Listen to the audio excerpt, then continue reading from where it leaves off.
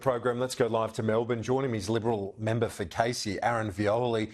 8 days out from the next budget. I spoke to the Treasurer earlier this hour. He says that there's nothing in this upcoming budget that will or should trouble the RBA. Do you find that message reassuring, Aaron?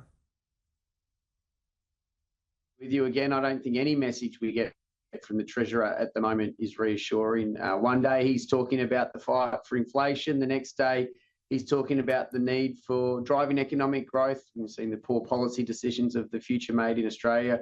You can tell he's caught in between and he doesn't know if he's coming or going. And ultimately, it's going to be the Australian people that are going to struggle here with increased inflation, which is driving interest rates potentially up. We're seeing many economic experts say there's real risk if we don't have a contractionary budget, but everything's looking like an expansionary budget. And the Treasurer is dismissing many of these economic experts. So there's big concern and we wait to see what will happen in 8 days' time. Do you think the government should be providing more support on energy rebates, rental assistance and so on? Well, many of these measures, Kieran, are looking to treat the symptoms, not the cause. And this is the challenge that we have and the problem with this government. They've spent 2 years treating symptoms, but not the cause of inflation and looking to bring it down. Obviously, there were some supply side factors coming out of COVID, but they've gone through the system. That's why it has dropped from about 7.6% to 3.6%. That's the supply side coming out. That's the easy job because that was happening regardless of who was in charge. The real challenge is to get it from the 3.6 down to the 2.5, between that 2 to 3% band. And that's where this government continues to fail. They continue to leave the heavy lifting to the RBA. They're not making the tough decisions, and that's what we're looking for. This Treasurer was blessed with upside revenue that he had no control over through commodity prices, through low unemployment that he inherited, through increased where tax should the cuts be made, do you think?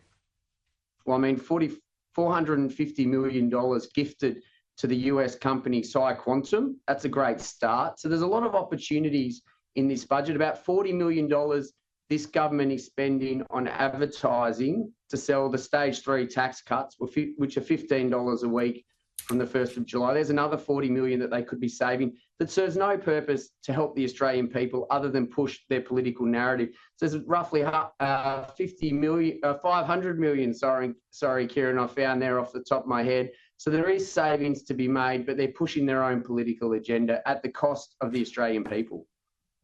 You mentioned that investment in the quantum computer. What's your concern about that? Because the research the government released on that funding announcement was a Boston consultant suggested the multiple effect of that investment will be massive for the Australian economy. Kieran, there's significant concerns with this investment or this spending of taxpayer money. And the first one is the process that was undertaken. So there has supposedly been, an open process, but many people in the quantum industry have spoken to me last year about an infamous email that's allegedly floating around on behalf of PSIQuantum, spruiking the agreement they had with the Australian government to get support and investment. And that was in June and July last year before this process had started.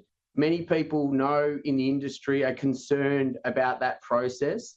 The lead lobbyist for PSIQuantum was Richard Marles, former Chief of Staff. So there's clear, strong connections between the lobby group, between PSIQuantum, between the Australian government. Many people in the industry feel that the fix was in and the process was set up to come to this outcome. So I was hearing about that last year. I spoke about it in Parliament in November and raised my concerns. And lo and behold, we're in May, 6-7 months later, and the government are funding this money. And let's be clear, they're putting this money into a US-based company under the Future Made in Australia program. That's a ridiculous decision on so many levels. They're picking a winner in a contested space in quantum. They're undermining the Australian quantum industry by supporting a US company with Australian taxpayer money, and they're putting it under the Made in Australia banner. It's an outrageous decision. There's big questions that this government haven't answered about this process. Aaron Violi, appreciate your time. Well, no doubt you'll be staying on that one as Parliament returns next week. We'll catch you then. Thanks, Kieran. Catch you then.